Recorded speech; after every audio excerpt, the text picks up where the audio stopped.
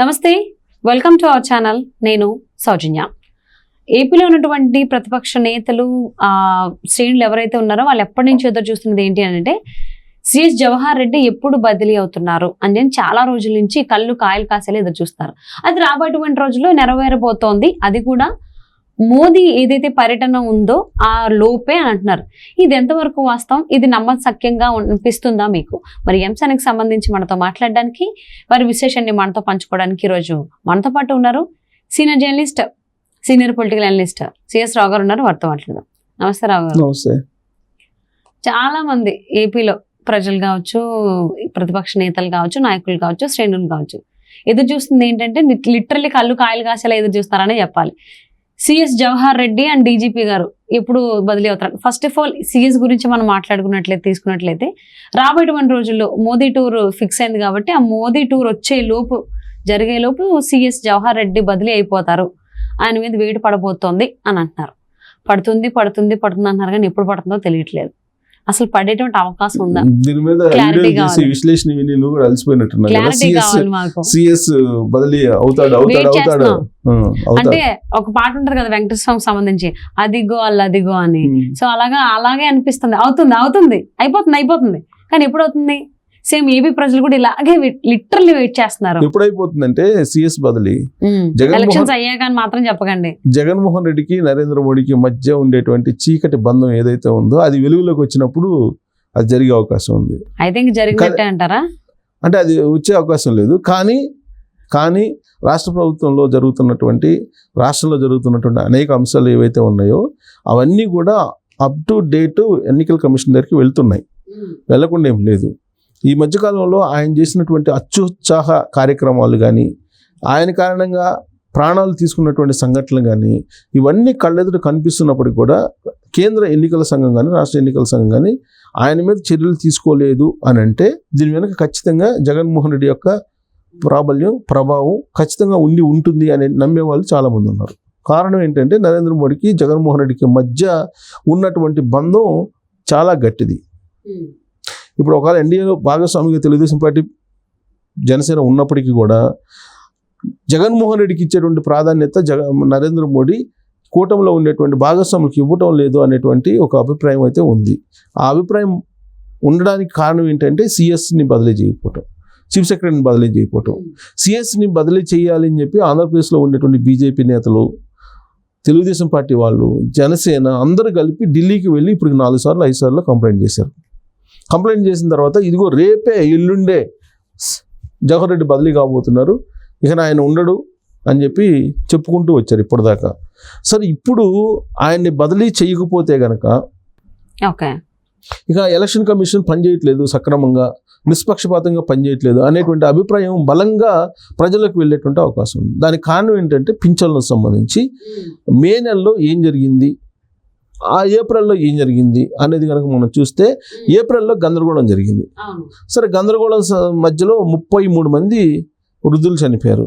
దానికి కారణం ఎవరు అని అంటే జవహర్ రెడ్డి అని చెప్పేసి కంప్లైంట్ చేశారు.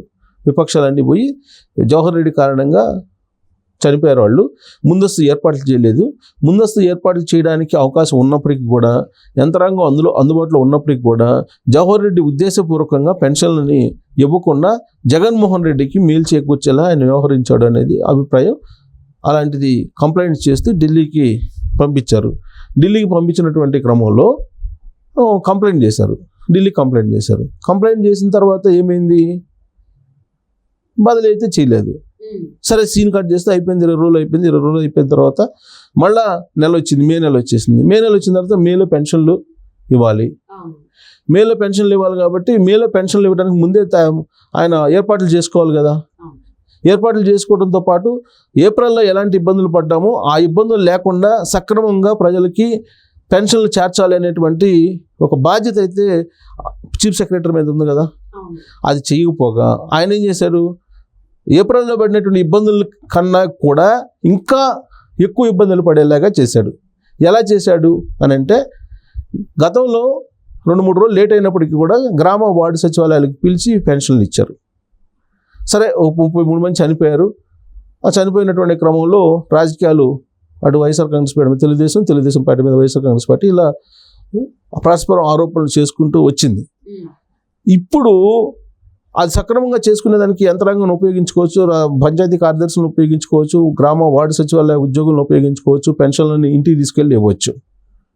కానీ అది చేయకుండా అట్లీస్ట్ ఏప్రిల్లో చేసినట్టయినా గ్రామ వార్డు సచివాలయాలకు పిలిపించి ఇవ్వకుండా ఇప్పుడు ఏకంగా బ్యాంకుల్లో వేశారు. బ్యాంకుల్లో వేసినందువల్ల పడుతున్నటువంటి ఇబ్బందులు గత వారం రోజుల నుంచి చూస్తే అసలు కొంతమంది పెన్షన్లు వదులుకున్నారు. వాటి గురించి మాట్లాడటం కూడా మర్చిపోయారంట చాలామంది. ఇక ఆ పెన్షన్ రాకపోతే జీవనం కడవదు అనుకునేటువంటి వాళ్ళు తప్ప మిగతా వాళ్ళందరూ ఇబ్బందులు పడుతున్నటువంటి పరిస్థితి.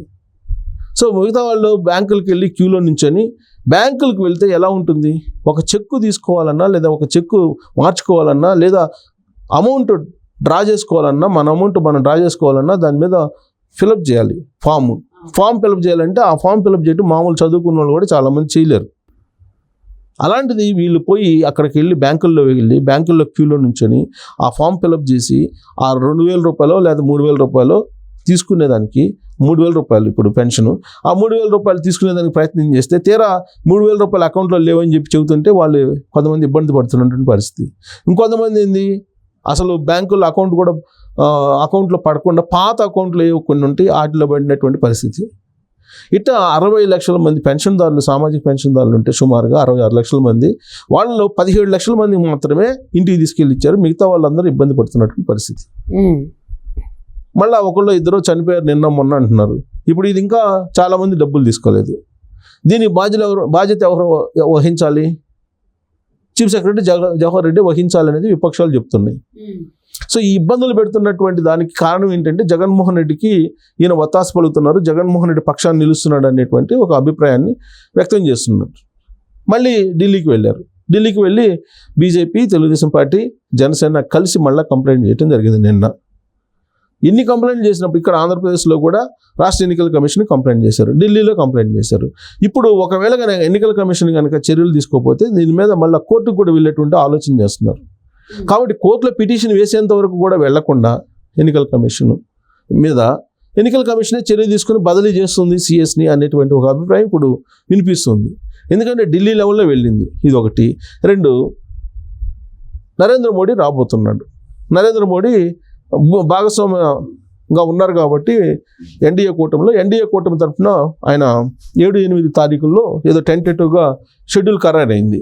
7-8 తారీఖుల్లో ఆయన ప్రచారానికి రాబోతున్నాడు ఏపీలో ఆయన ప్రచారానికి రాబోతున్నటువంటి తరుణంలో అక్కడ ఉన్నటువంటి పెన్షన్దారులు ఏవైతే ఉన్నారో వాళ్ళు నిరసన వ్యక్తం చేసే ప్రయత్నం చేస్తున్నారు. అలాంటి ఏర్పాట్లు చేశారు అనేది కూడా తెలుస్తుంది. ఒకవేళ అదే జరిగితే కనుక అప్పుడు సిఎస్ జవహర్ రెడ్డి సంబంధించిన వ్యవహారంతో పాటు ఎన్నికల కమిషన్ కూడా కొంచెం బాధ్యత వహించాల్సి ఉంటుంది. అందుకే అసలు సిఎస్ని ముందే బదిలీ చేస్తే సరిపోతుంది. లేదంటే ఈ పెన్షన్దారులు పోయి మాకు పెన్షన్లు కావాలి, పెన్షన్లు ఇవ్వలేదు, ఇబ్బంది పడుతుందని చెప్పి వాళ్ళు నిరసన వ్యక్తం చేయటమో లేకపోతే ఇంకో రకంగా ఉంటే కనుక అది అబాస్పాలు అయ్యేటువంటి అవకాశం ఉంది. నరేంద్ర మోడీ టూరు, అందుకే నరేంద్ర మోడీ టూర్కి రాబోయే ముందు ఈయన్ని బదిలీ చేస్తే అటు భాగస్వామ్య పక్షాల్లో కూడా కొంత ధైర్యం, బీజేపీతో పొత్తు పెట్టుకున్నందువల్ల ఉపయోగం ఉంది అనేటువంటి అభిప్రాయం. 2 ఏంటంటే నరేంద్ర మోడీ భాగస్వామ్య కూటమిలో ఉన్నప్పటికీ కూడా నరేంద్ర మోడీ కూడా ఏం చేయలేకపోయాడు అనేటువంటి అపవాదుని ఆయన మూట కట్టుకోకుండా నరేంద్ర మోడీ ఆంధ్రప్రదేశ్కి షెడ్యూల్ వస్తున్న క్రమంలో ఈయన్ని బదిలీ చేసే అవకాశం ఉంది. ఈ లోపు కానీ బదిలీ చేసే అవకాశం ఉంది.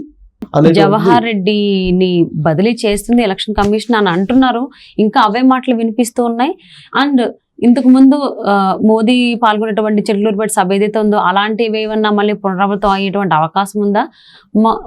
అసలు ఏంటి, లేదంటే ఈ పింఛన్దారులకు సంబంధించి వీళ్ళు ఏమన్నా వస్తారని చెప్పేసి అని ఏమన్నా ఆపుతున్నారు? 8 తారీఖు లోపల బదిలీ కాకపోతే సిఎస్ బదిలీ ఉండదు. ఓకే, 7-8 తారీఖుల్లో. సో అప్పుడే మోదీ వస్తున్నారు కాబట్టి మరి పింఛన్దారులు అలాగా మోదీని అడిగితే ప్రాబ్లమే అవుతుంది వాళ్ళకి. ఆర్ఓల విషయంలో కానీ, ఎన్నికల విధులు సంబంధించినటువంటి షెడ్యూల్ వేయటంలో కానీ, లేదా ఫామ్ 12లో ఏవైతే పోస్టుల ఓట్లు ఉన్నాయో పోస్టుల ఓట్లకు సంబంధించి మళ్ళీ వెనక్కి తీసుకోవడం విషయంలో కానీ అనేక విషయాల్లో వైఎస్ఆర్ కాంగ్రెస్ పార్టీకి అనుకూలంగా చీఫ్ సెక్రటరీ ఎలక్షన్ కూడా వచ్చినప్పటి నుంచి అంత సిఎస్ దే ఉంటది కాబట్టి సిఎస్ ఏ రకమైనటువంటిది కూడా ప్రజలకు అనుకూలంగా ఏది చేసింది లేదు. అది పెన్షన్ కి సంబంధించి కావచ్చు ఏదైనా. ఈవెన్ మోదీ సంగతి గురించి మనం తీసుకున్నా గానీ ఆ సభలో కూడా ఆయన చేదనువు అయింది. మరి ఇవన్నీ ఆయన మీదకి రాకుండా సిఎస్ని బదిలీ చేస్తారా ఎలక్షన్ కమిషన్, లేకపోతే కంటిన్యూ చేస్తుందా? మీరు అన్నట్టు 8వ తారీఖు వరకు వెయిట్ చేద్దామండి. ఆ తర్వాత అనేది క్లారిటీ వచ్చేస్తుంది, చూద్దాం. Thank you so much CS Rao గారు. Thank you.